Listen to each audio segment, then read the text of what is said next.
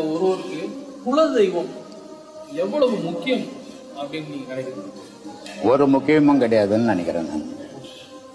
குலதெய்வம்ன்றது ஒரு முக்கியமும் கிடையாது. இந்த குலதெய்வம்ன்றதுனால குலதெய்வத்தை நீங்க கும்பிடுறீங்க, வேற தெய்வத்தை ஏன் கும்பிடணும்? உங்களை காப்பாத்த போகுது அது குலதெய்வம். அப்புறம் இன்னொரு தெய்வம் எதுக்கு இன்னொரு கோயிலுக்கு ஏன் போறீங்க?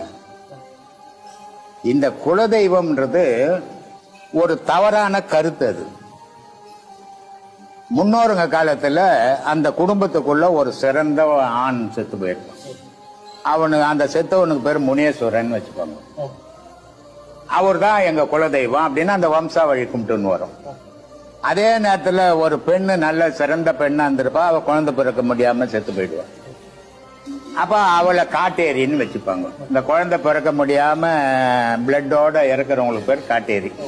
இந்த ரெண்டும் இல்லாத சாதாரணமா செத்து போறனுக்கு பேயின்னு பேரு, கல்யாணம் ஆவது செத்து போறனுக்கு மோகினின்னு பேரு. இப்படி பல பேருங்க வச்சுக்கினாங்க.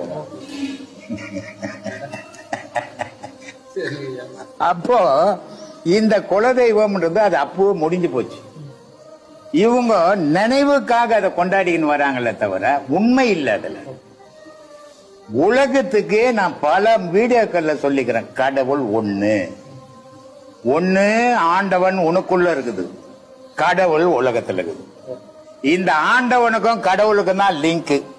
இங்க பிறந்து சாவறவங்க உடலுக்கு எந்த லிங்கும் கிடையாது. நம்மளுடைய முன்னோர்களை தான் குலதெய்வம் இத வகுத்து வச்சுட்டான். இந்த குலதெய்வ வழிபாடுன்றது ஒரு மதத்துல இருக்குதா அப்படின்னா எல்லாரும் நினைச்சுக்கிறாங்க இந்து மதத்துல மட்டுங்குதுன்னு சொல்லிட்டு.